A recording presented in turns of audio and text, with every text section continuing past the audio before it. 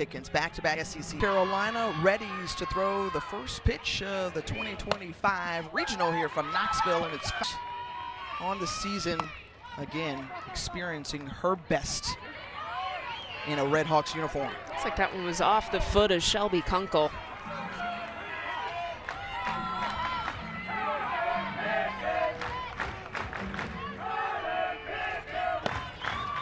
Shelby Kunkel, the right fielder, senior out of Rapids, Michigan, sits down. First batter retired. Carlin Pickens catches her looking. Took 3 pitches. I mean, this is the efficiency and the command of one of the best arms in the nation. She's got speed. She's got movement. I think the unsung hero is the changeup. And I wonder how much or how often we're going to see that pitch this early in the tournament. She's got a variety of pitches that she can throw. Obviously, you know her for the velocity, but Kaylee O, the sophomore, standing in, looking to try to figure out Pickens early, try to pass some information on, but first 5 pitches out of the hands of Carlin Pickens, they've all been strikes. Some speed with Kaylee O, 17 stolen bases on the air, hence top of the order, a table setter for this group. That's ball 1. When we talk about Kaylee O, the sophomore out of the state of California, transferred in from Oregon State from a season ago. And again, looking.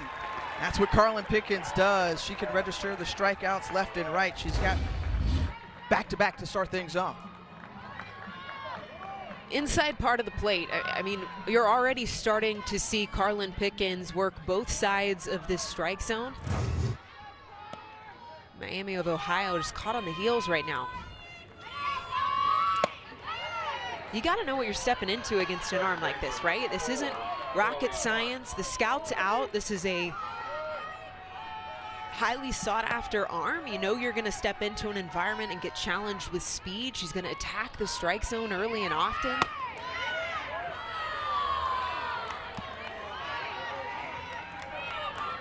And so what's important early on for RedHawks batters to do in their first time around in the lineup with Pickens?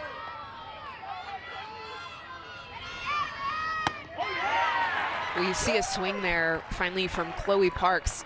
Notice how long sweeping through the zone that swing is. You don't have the ability to have a long path to a ball against an arm like Carlin Pickens.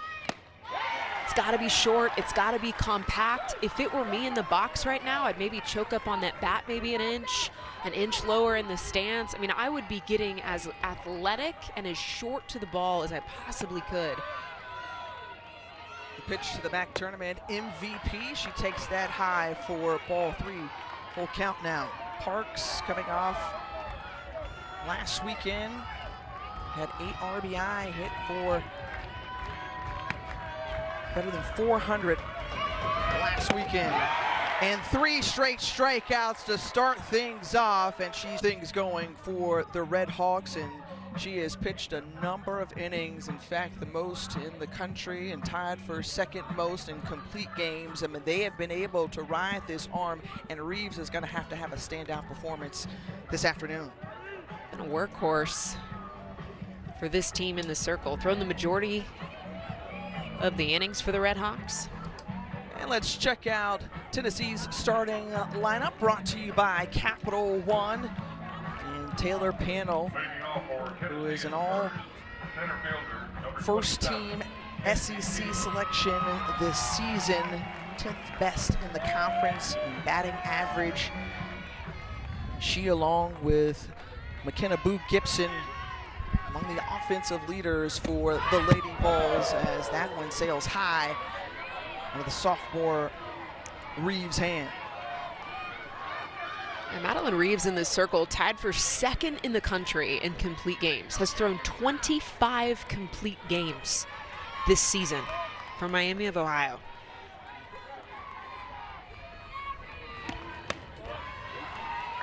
And it's been impressive for the sophomore out of Yorkville, Illinois, following up on that freshman pitcher of the year out of the MAC a season ago. 23 wins in this 2025 campaign as Kenzie Fiedler takes that high for ball 3, the sophomore out of Lee's Summit, Missouri.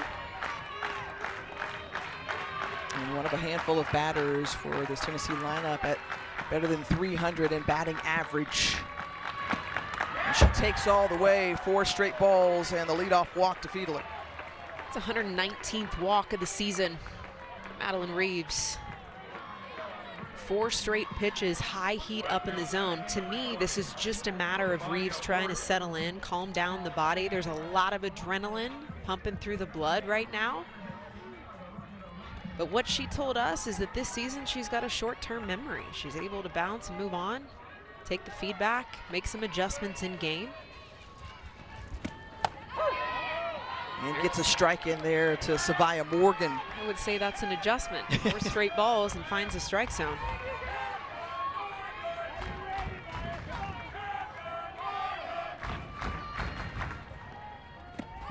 That went high to the left fielder for ball 1.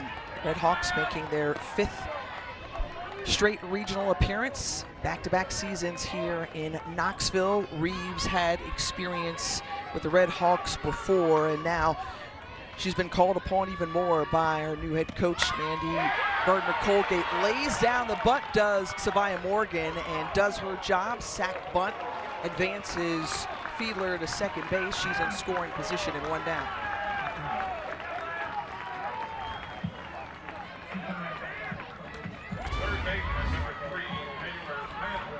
Yeah, a massive leadoff, rounding second base. Fiedler trying to read where that ball is. A close play at second. Hey, you got to tip your cap to Tennessee. Some fundamental softball early.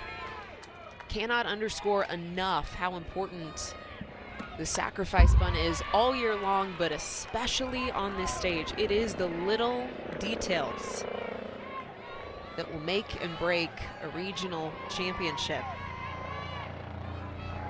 This is a Tennessee team with 40 wins on the season, finished 4th in the SEC. Sluggish close to the season, going 3 of 5 in the last 8 games. So when we talked with Karen Weekly and Taylor Panel this week, you know, they were encouraged by the close of that Ole Miss series, one of the last 2 in conference play, and the way their offense was able to click. That was an off-speed pitch out of the hand of Reeves, 50 miles an hour compared to her mid-60s rise ball. She told us she's got 2 pitches. I mean, she was quick to admit it. I've got 2 pitches that I'm going to absolutely own. I'm going to hammer you up in the eyes, and I'm going to pull the string. And Panel, a weak grounder over to third base. Fiedler stays put, and now 2 down.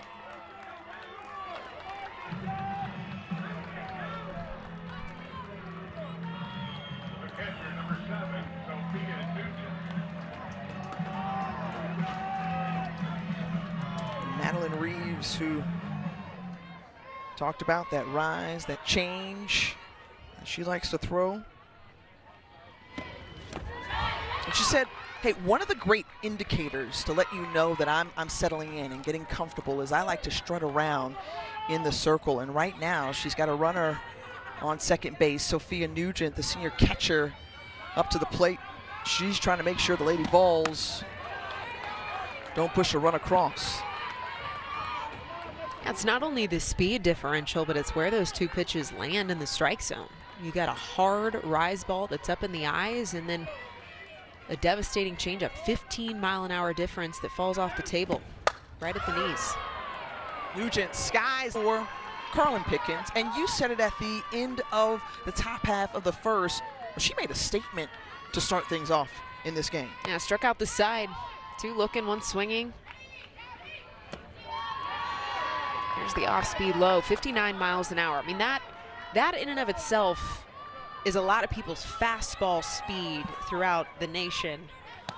But when you've got an arm that can hum it up to 78 miles an hour, The off-speed pitch makes that speed even more devastating. 1 ball and 2 strikes to the All-MAC second team catcher, McKenna Campbell.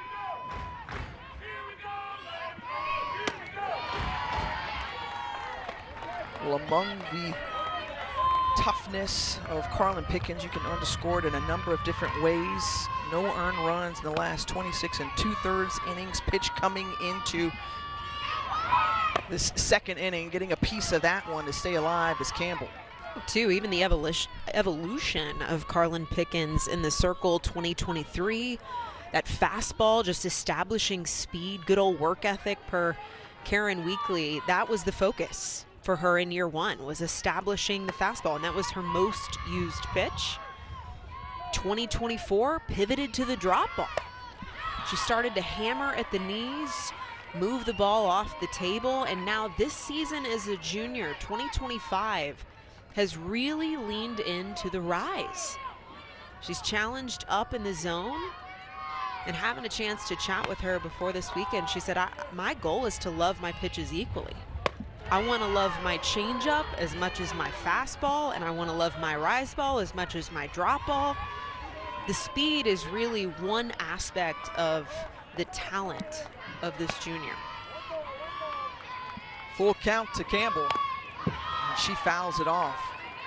And finishing on with that conversation, you know, Pickens gave a lot of credit to her pitching coach, Megan Rhodes Smith, for just allowing her to have that full trust that she's going to guide her in the right direction. I mean, they've nailed down the speed of the pitches, but changing things up. And how about after striking out the side to start the ball game, starts the second inning with a leadoff walk to Campbell.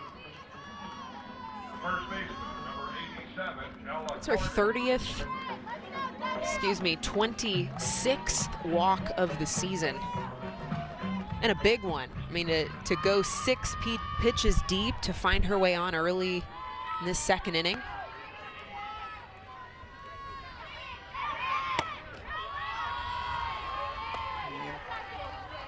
A sophomore transfer from Indiana, Ella Carter, now at the plate.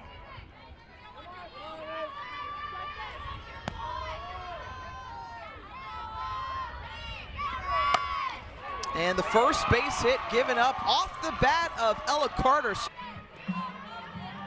I love that, because how do you hit a power pitcher like Carlin Pickens and you let her do a lot of the work giving that power? You said it best. Let that pitch do its thing. I think a lot of hitters think they have to swing harder, faster, facing speed. Sometimes that's really not the case. The best approach is really to take the pressure off yourself and think about just getting the barrel to the ball. Well, now a trip to the circle from Megan Rhodes Smith here with 2 RedHawks on, and they're going to have a conversation because you've got Jenna Golumbowski at the plate, the home run leader out of the MAC. And you think about, okay, well, how do you have such great trust in your pitching coach? Oh, yeah, because Megan Rhodes Smith has coached 3 All-Americans the last 3 seasons. Carlin Pickens, Peyton Gottschall last year, and how about Ashley Rogers back in 2023? It's a pretty good track record. Oh, fantastic.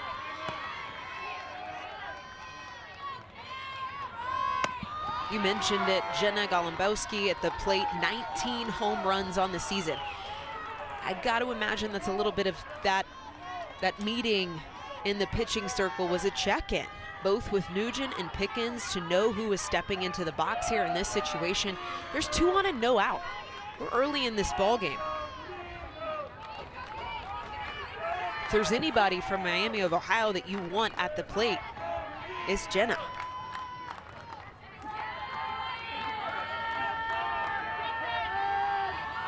All-American season in her junior campaign, and now the senior tries to deliver here up the middle, and they decide to hold McKenna Campbell at third. So bases loaded, no outs here, top second for Miami of Ohio. Well, this group out of Oxford, Ohio says they came in with a chip on their shoulder after that MAC tournament. Right now, they are threatening. Yeah, talking to head coach Mandy Gardner-Colgate, I asked her to define this offense, and she was very quick to answer. We are gritty. We find ways to win. We are never out of a game regardless of the situation, and we know how to produce with our backs against the wall. Well, right now it's a wide open road ahead. Bases juice, no outs on the board for a team that really has played their best ball with 2 outs on the board.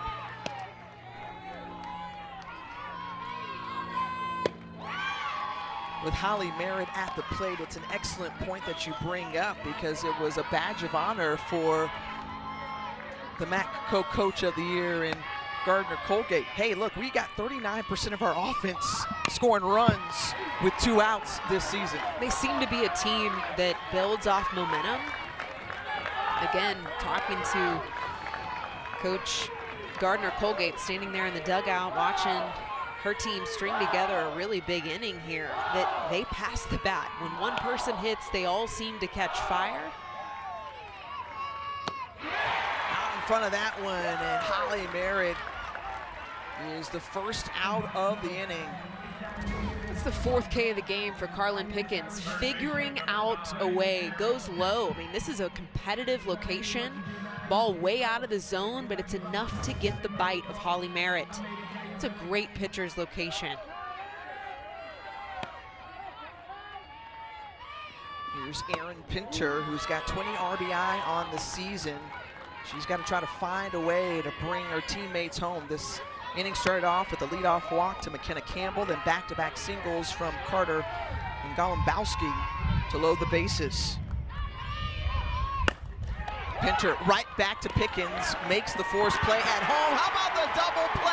1, 2, 3 to get out of the jam.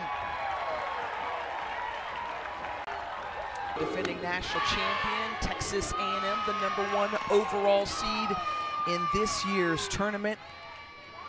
It's up for grabs, a ton of parity in this year's tournament. Back here at Sherry Parker Lee Stadium, Aaron Miller, Tiffany Green here with you, #7 overall seed Tennessee. Starts things off here in the bottom of the 2nd of our scoreless game. Opening round, or opening game of the regional round. McKenna Boo Gibson leads things off.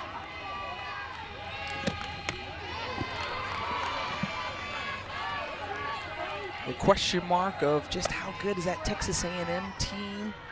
The Aggies are primo. They've got dominant pitching in Emily Kennedy, and Tennessee learned about that in their last regular season finale. It was a run rule victory. 5 innings played against Tennessee. And it wasn't just a win, it was a statement for the Aggies. Boo Gibson, an excellent 2-strike hitter, and belts this one into left field off the scoreboard. Solo shot to put the Lady Vols on the board first. Well, just as I was saying, she's excellent with 2 strikes. She proves me right immediately with that swing and blast. Tiffany, this is a senior that was missing 2 weeks of her season earlier this year with an upper body injury, patient with her recovery, patient with the mental approach to be in it for the long haul this year. So calm at the plate, so steady, both physically, mentally, and you just see the confidence now early in this game coming from a veteran leader in the squad. In talking with Karen Weekly just about how she felt about this team coming into regional, she said, hey, look, I feel very good about where we are. I've seen a lot of good signs the last several games despite some of the outcomes, and I think we're going to have our best offensive effort this weekend.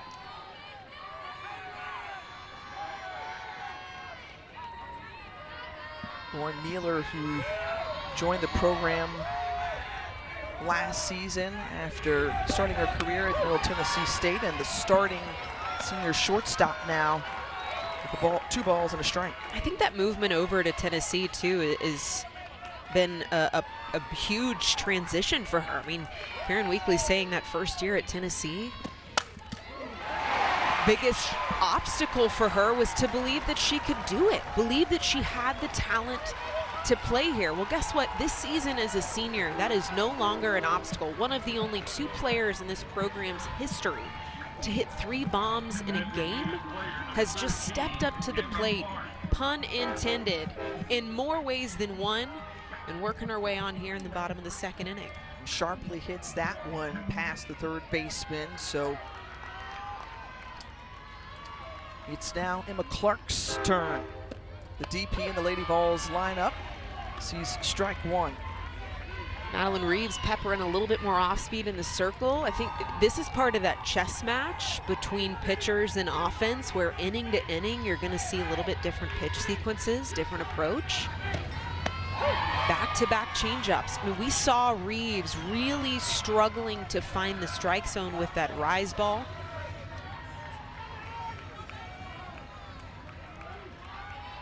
The 0-2 count to Emma Clark. She waits on that off-speed offering, fouls to stay alive. And now in the 2nd inning, Reeves just, I think, trying to beat or disrupt the timing of Tennessee with the off-speed pitch. I have a feeling we're going to see a different look from Reeves every inning, even only 2 pitches in the tool belt.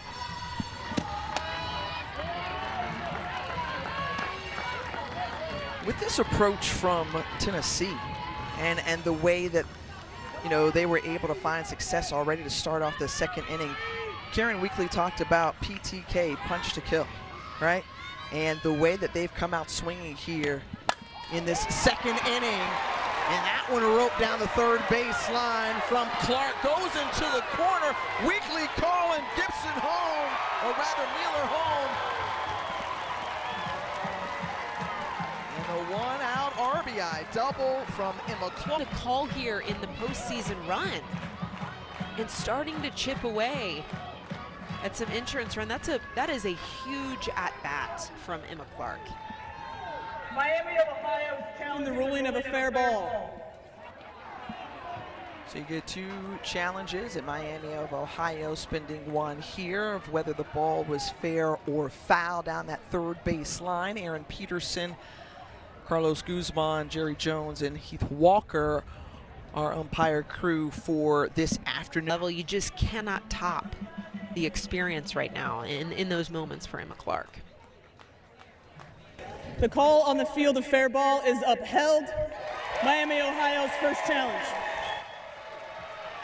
So a quick review there. A very clear and decisive call that the ball was fair. An interesting place to use a challenge. I think we've got a lot of ball game left. It's only a 2-run game too. I don't know that I would have used that challenge in that situation.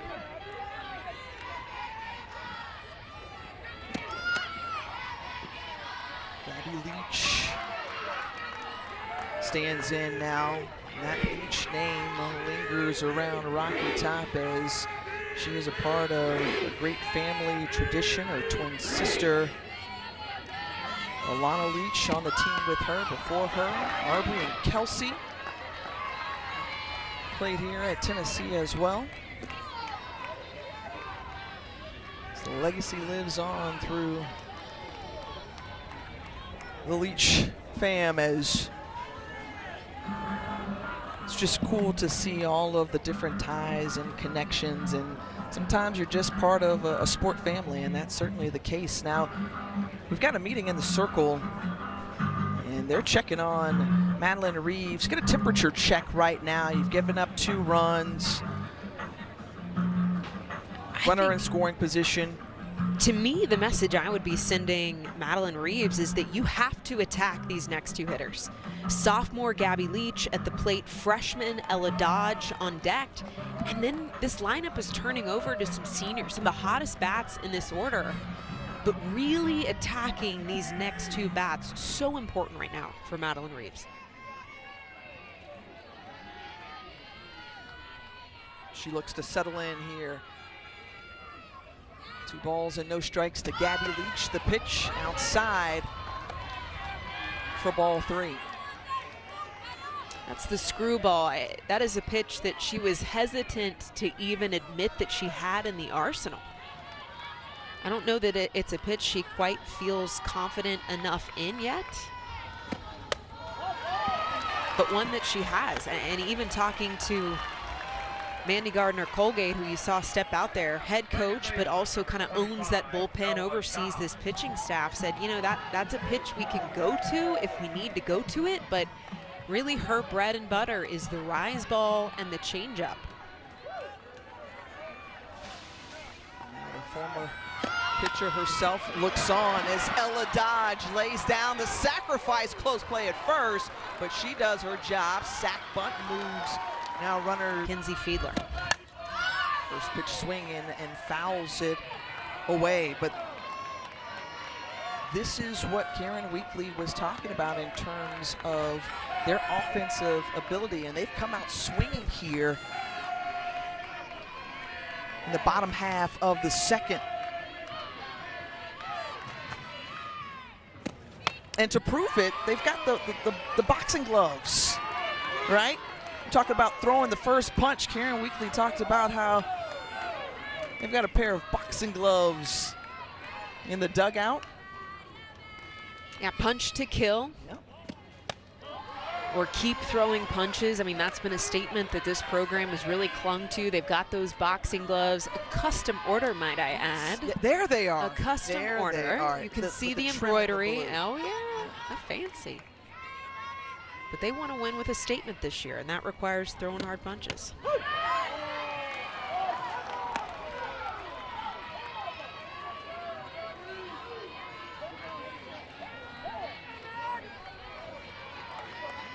You talk about the importance of trying to win the opening game of a regional, as that one is hit hard but foul. You know, that saying punch to kill, I mean, Karen Weekly even drew that back to alumni. Manners Posley, that played from 05 to 08 and grew up in a rough neighborhood outside of Los Angeles, California, and said she literally would get in fights growing up. And she said, I'll never forget her telling me stories that the person that wins those fights is the one that keeps punching. And she said, as a head coach, as a young coach back then, that story, those statements from our alumni, specifically from Manners Posey, I never forgot it. Everything you do needs to go for that kill shot. No warning shots in this group. We want to go for a massive statement. We want to win big. And I love that, because you're in a double elimination weekend, but it's win or go home, so your season depends on it. And if you come out swinging first, you know, you've got the advantage, but they've also been able to have themselves on the ropes and punch themselves out. And right now, they have come out swinging here. And Karen Weekly wants to see more of that, but it's Reeves who retires. Kinsley Fiedler with the strikeout and the second out of the inning. First strikeout of the day for Madeline Reeves. This has to feel like a collective exhale for her in the circle. You got 2 runners in scoring position. She's been trying to establish that strike zone now for almost 2 complete innings and has struggled.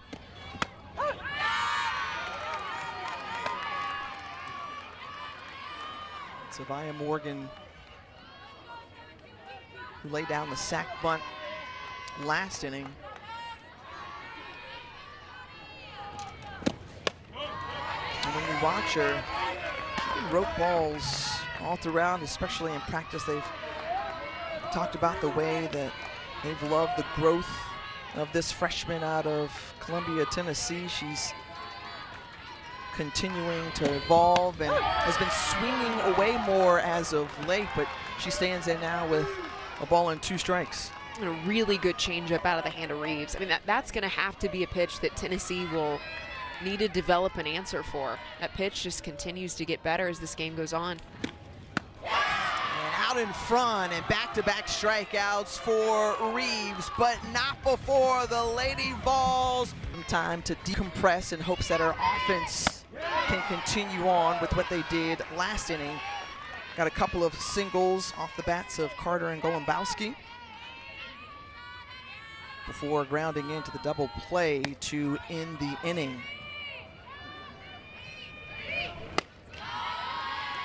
Danitza Hernandez, junior out of Chandler, Arizona, the 9-hole hitter, leads it off for the RedHawks.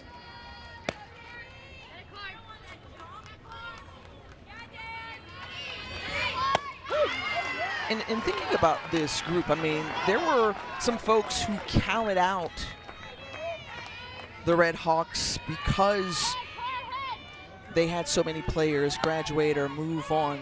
Kiran Kumar, who was the head coach for 4 seasons, now in this regional, but with Ohio State. And so you welcome in a new coach, several new players. I mean, they lost 7 of their 9 starters last year. So I completely agree with you. I think that this team has really exceeded a ton of expectations. What that head coach right there has done with this group is pretty remarkable. And a very player-led program. These seniors stepping up, taking it by the reins. Another K here for Carlin Pickens going upstairs, a check swing. Hernandez unable to hold that barrel back. 5 Ks on the afternoon for Pickens. Back to the top of the order with Shelby Kunkel, but to finish off that point, Aaron. Yeah, I think too, talking to head coach Colgate Gardner, was that nothing was given to this program. Everything was earned. They don't have a ton of resources, but they have enough. We have enough resources to produce All-Americans, to make a postseason run. Miami expects excellence. Phenomenal education at this program, a top-tier experience, and she was just exuding so much pride in talking about what this team has accomplished. When you saw that graphic pop up, I mean, there was a point where they were 5-13 on the season, and it goes back to what you said earlier of how she described the offense. You can say it of the team, right? There's a grittiness, there's a scrappiness to this group, because then they go on an impressive run, 19-2, to work their way into position to earn another opportunity to go for a MAC championship, winning their 4th, but going upstairs and trying to chase that one, can't catch up to it, and Kunkel swings away and is retired. That's the 6K, and now this is the 2nd time through the order for Miami. This is where things are going to have to shift at the plate for the RedHawks. Take a different approach, shorten up those swings. I keep talking about swing path, but it really is the adjustment that has to be made against Pickens.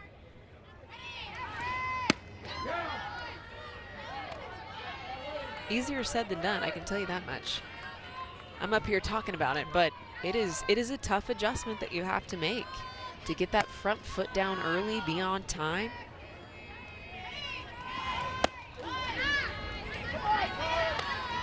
Kaleo, who struck out looking her first time up,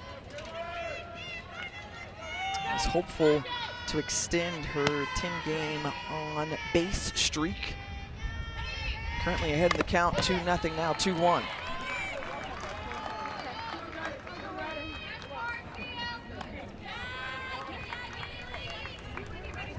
Think about the challenge of kind of the new wave of softball, where you've got to kind of insert yourself and get comfortable with a lot of new people very quickly.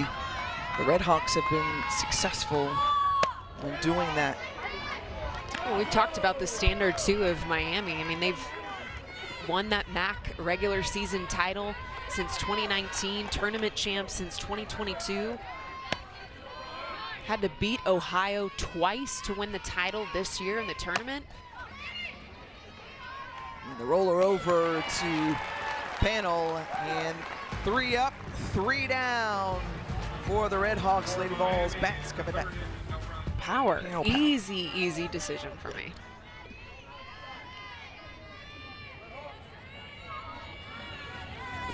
she's bought the power this season, to your point, leading Tennessee with 15 bombs this season.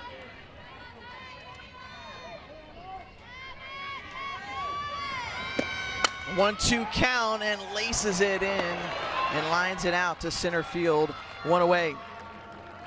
Well, the final week of the SEC, all battling rather for that top 4 seed in next week's SEC baseball tournament.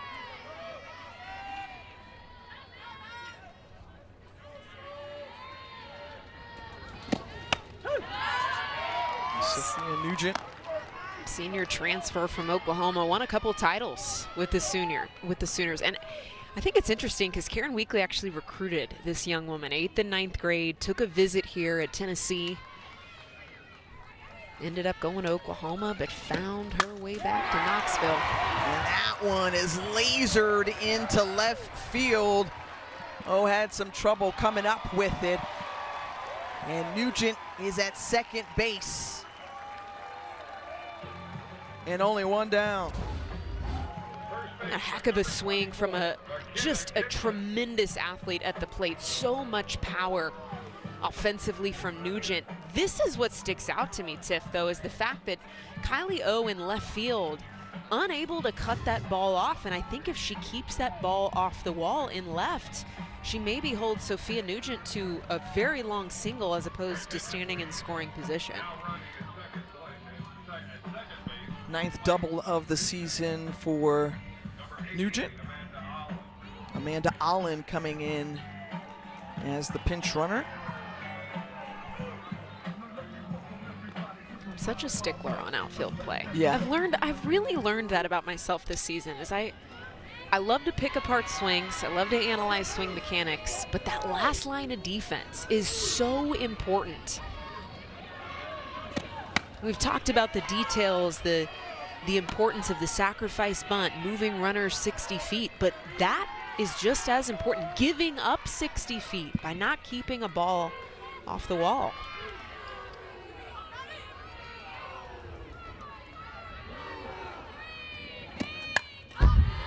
And you've got every right to talk about it. Spoken like a true outfielder, right? Spoken like a true outfielder indeed. We were Big 12 Player of the Year for the Sooners in your senior campaign. You also bookended your career with the national championship the way like you started your career for Patty Gasso's Sooners. Boo Gibson, who cracked a solo shot, put up the first run of the game, swings through that one. It's now 1 ball and 2 strikes. Reeves still carving it up with that off-speed pitch.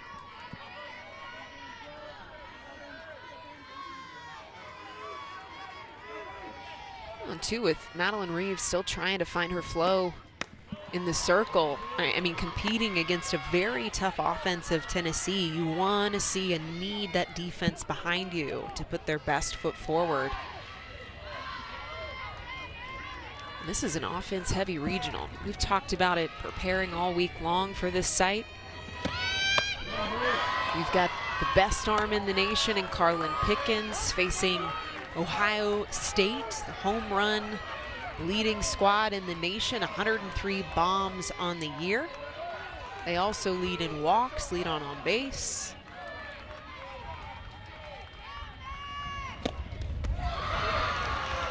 And that one in the dirt. Ball 4, and Gibson second time on base safely. And when you compare the numbers for the long ball in this regional to others, it pales. It's not even close. Right? It's not close. Not even close. I mean, you and I both, I think it's easy to get fixated on the speed of one arm, but when you really zoom out and take an inventory of all the talent in Knoxville, the long ball takes the title. There's a lot of pop. And so you think about the Kiran Kumar effect, I think you dubbed it. 137 home runs for her Ohio State Buckeyes this season. Last year when she was leading Miami of Ohio, they had 160 home runs, and interestingly enough, one of the best home run hitters all time Carly Spade serves as an assistant for now the Tennessee Lady Vols. So a number of connections here. And these teams are all intertwined together. And you got to think North Carolina making their first regional appearance since 2019 under second-year head coach Megan Smith-Lyon. That's one of the hardest hacks I've seen against that off-speed of Reeves. There's Carly Spade hanging in the dugout. Hey, girl, hey. Hey, hey. Yeah. Second all-time in NCAA career home runs, but behind Jocelyn Allo, the home run queen. And Carly Spade was a bad girl. Whew, bad woman. Could she swing it? And just to further that point, I mean, first player ever, wow, in RedHawks softball history to have her jersey retired. And that was one of the nice things that we heard from Gardner Colgate, as that one gets past the catcher Campbell behind the plate, and the pinch runner Zoe Schuler advances 60 feet closer to home. Oh. Correction, Allen. That's Amanda Allen there. It's a really good slide around third base. There's an art form to sliding, knowing the direction, going around the bag, sneaking that hand in behind the tag. And right now, Reeves kind of digging herself into a challenge here. Back-to-back walks given up by Reeves. And second inning in a row that Tennessee has had the bases loaded. And Emma Clark, her first time up, had an RBI double. Designated player number 13, Emma Clark. So can she continue to tack on some more runs here for the Lady Vols? Only one out here. And when we asked Reeves about her mindset and getting into jams like this, she says, hey, I actually really like performing under pressure. It's one of the things that I've learned about myself, but in the process, you talked about that short memory that she has to have. She said there's even times where her coaching staff will ask her, where was that pitch located? Where did you just throw the ball? And she can't answer it. She's like, I've already forgotten. I've already moved on. This one in foul territory, playable, and Ella Carter couldn't track it down on that first baseline near their dugout. And these are those plays. You've got an entire dugout of teammates needing some communication there, helping her find that wall, helping her find that netting. I mean, that is a catchable play right there. Instead, that one's roped down third, and here we go. Emma Clark doing it again. RBI double. This time it drives into 3 ribbies on the afternoon for Emma Clark, the DP. Have a day, Emma Clark. I mean, this freshman has just absolutely taken charge at the plate in game 1 of this regional. I would be dancing too at second base. A little shimmy for the RBI day. 3 RBIs so far for the freshman Emma Clark. Representing Cleveland, North Carolina exceptionally well. Well, the threat's still on. 2 players in scoring position. Gabby Leach back at the plate, walked her first time up.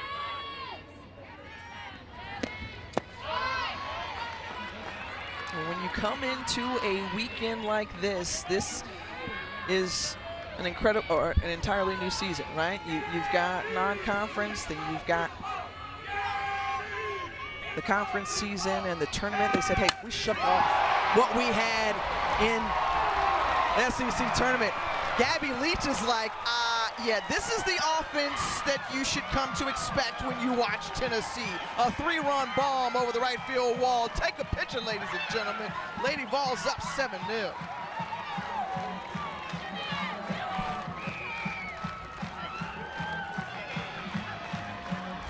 That is just the 6th home run off the bat of Gabby Leach this season.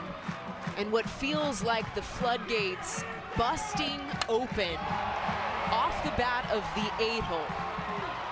I mean, when you look at this starting lineup, 1 through 9, Tiffany, it has been the lower quadrant of this order that has really risen to the occasion for Tennessee, an offense that has struggled this year, specifically late in SEC play, and stepping up in a massive way here in game 1.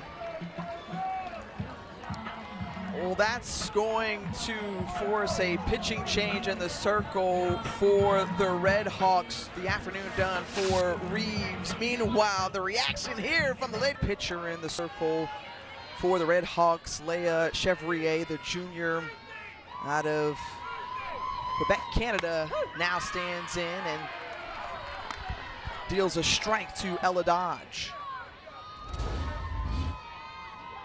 In the afternoon done, and an emotional sophomore Madeline Reeves, who started off this game, and you know how much this means to these players. And she started out good, and then things kind of spiraled down, but she's going to have another opportunity, a double elimination weekend.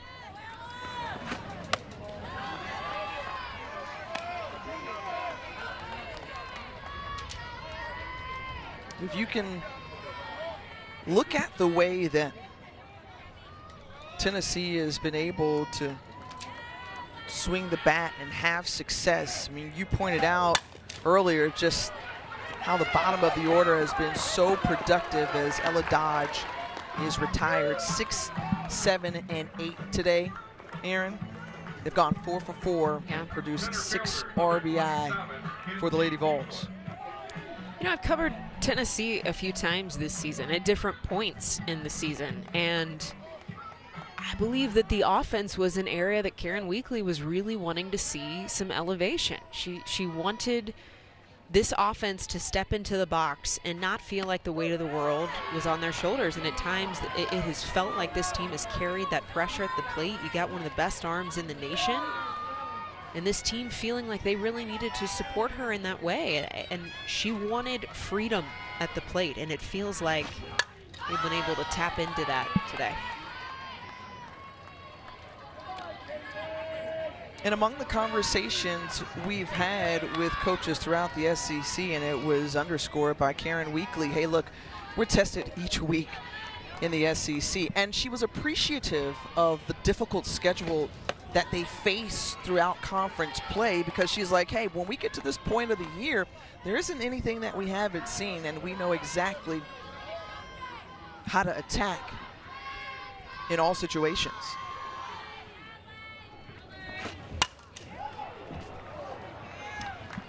Well, Chevy in the circle is what they call her. Junior arm.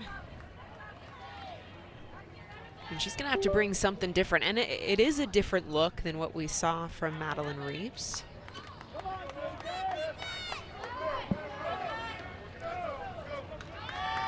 Had thrown a collegiate, her first collegiate no-hitter, an elimination game on May 9th against Ball State.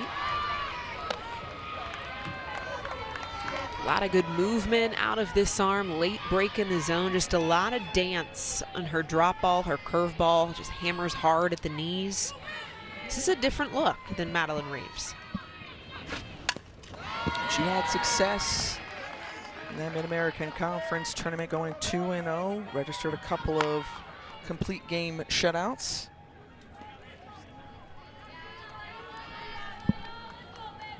Coming over in her first season with the RedHawks after starting out winning a JUCO title with Florida Southwestern State. And not able to handle the hop off the bat of Fiedler. And she's in at second base, so Ella Carter has had a couple of opportunities, but that one sharply hit her way. And Fiedler is now at second. Has some speed at the top of the order for Fiedler. She sees where this ball is located, the corner of right field. Unable to field it at first is Carter, and takes the extra 60 feet. I mean, that's heads up aggressive base running And Tennessee just continuing to put the foot on the gas.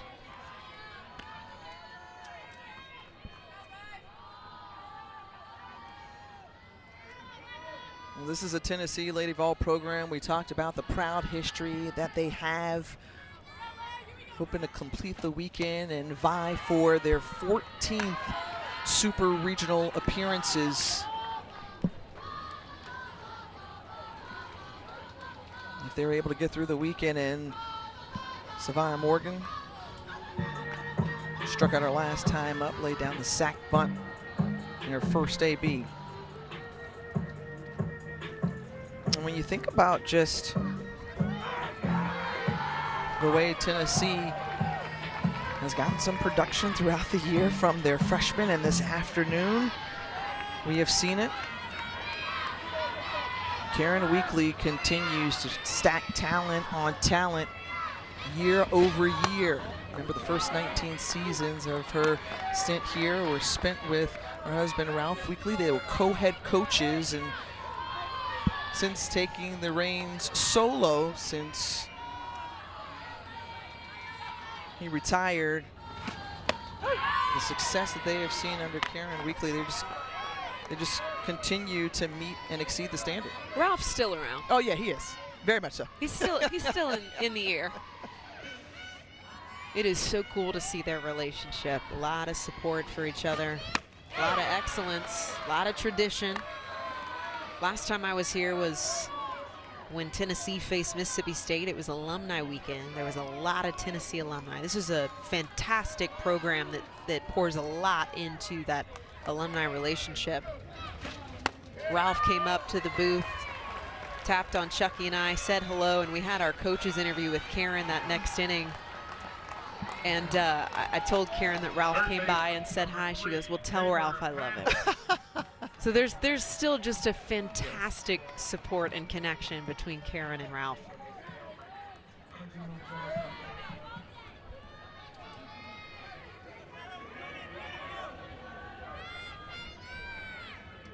Taylor Panel searching for her first hit of the ball game.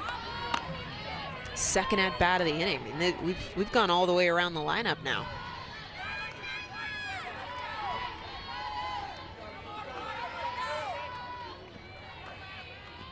The inning started with Panel lining out to center field.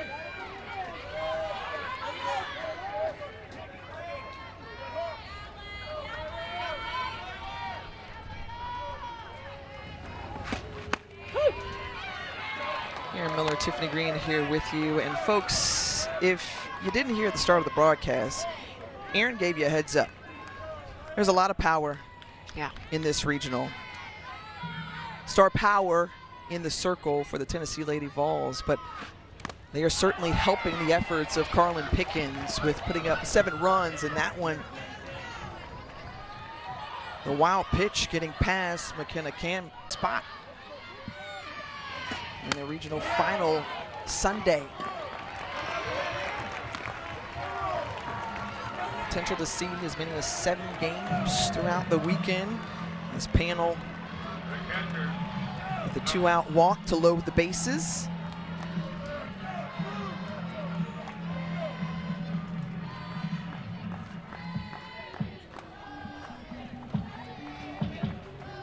Coach Gardner Colgate coming out to have another word. Where do you go from here if you're Miami? I think this is the question. They've got Shelby Krieger, another freshman on this staff, but has not seen a lot of innings. The majority of the work in the circle has been from Madeline Reeves, 243 innings coming into this game, and Chevy in the circle, 124 innings carried between those two arms. Those have been the workhorses for the staff. That's the freshman right there in the pen, Shelby Krieger.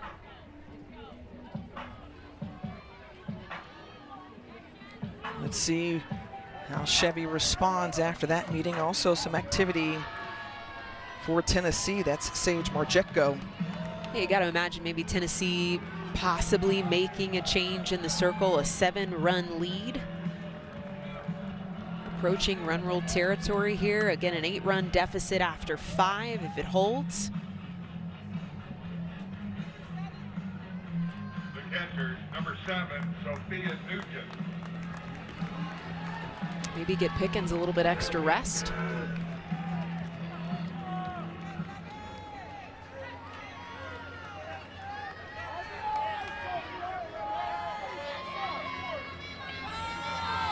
Here's Nugent, 8 of the 9 balls in the starting lineup have reached base safely so far in this game. Nugent doubled.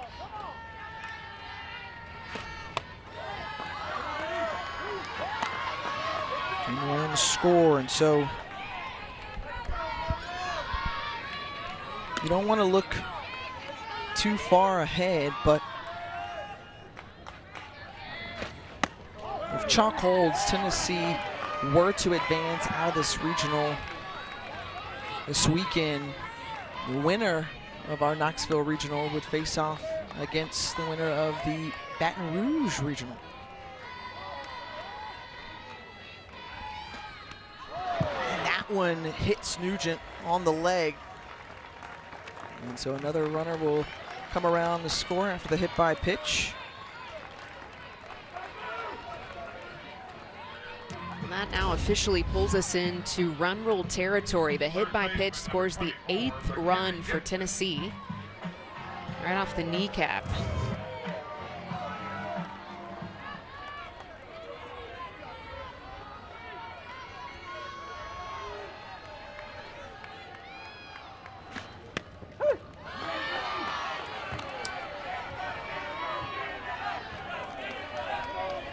I want to go back because, again, a lot has to play out this weekend, but you've got Nebraska, LSU. That also has a lot of interest around. You've got Jordy Ball, pitcher and player of the year for the Huskers. Fantastic freshman for LSU, and Tori Edwards.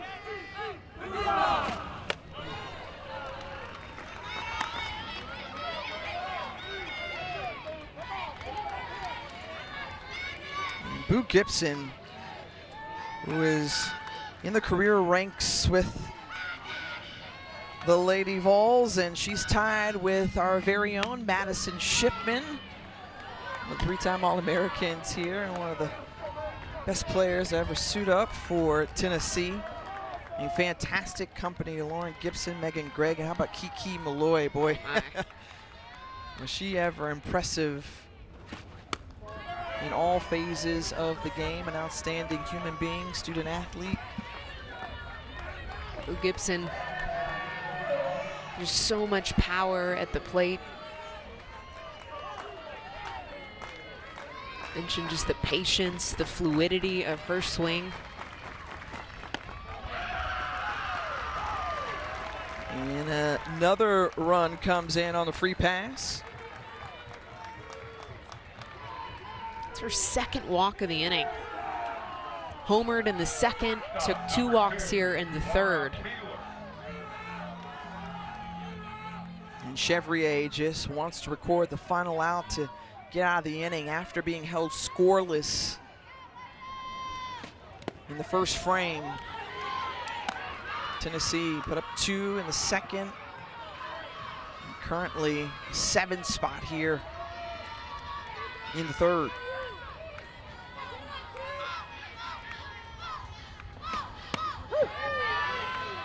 You know, I talked about the support of the defense and helping out Miami, helping out the pitchers in the circle, just trying to keep the ball off the walls, make routine plays, really provide some athletic defense, support these arms. And Mueller sends this one in and out of the park and right. Grand slam, 3rd of the season for the Tennessee Lady Vols.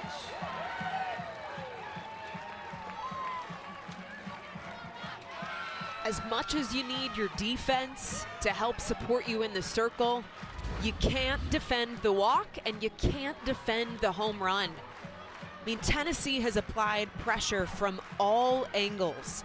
The walks, the sacrifice bunts, the long balls, doubles, singles. There's not a single thing that this team didn't come prepared and ready to put on display and use. I mean, they look like a complete team here in game one.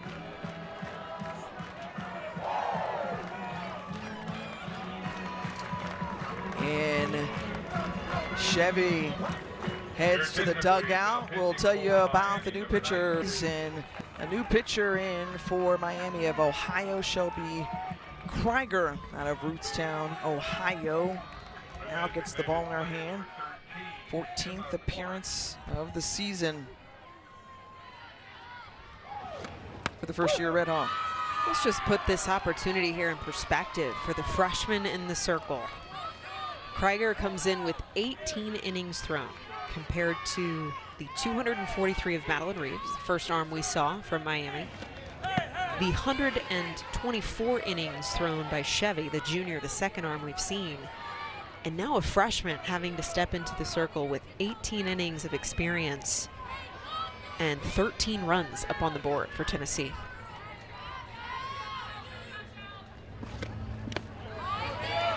Well, a wonderful opportunity for the youngster to come in and get NCAA tournament experience in her first ever regional.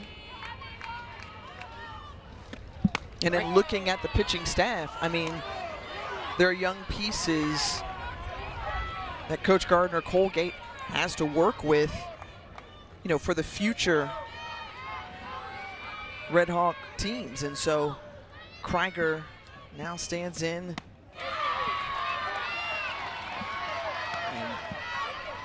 And McClark now trying to battle in with her as well.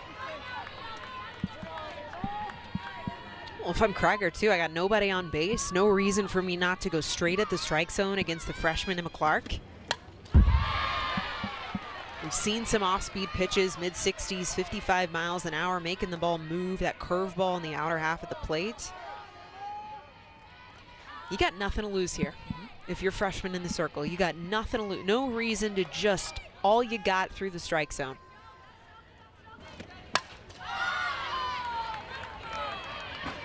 Fouled off once more from Clark.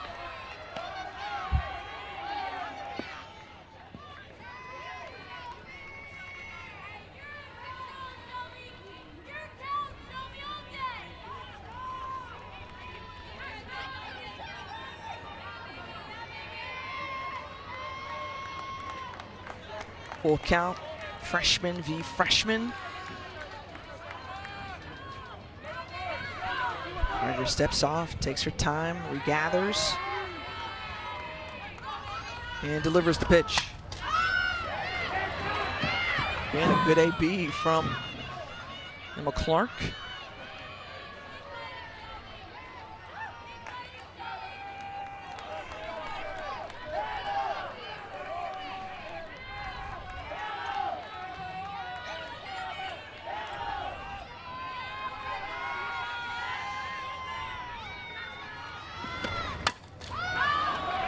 Clark sends this one into left, and that's the third out of the inning. 11 runs.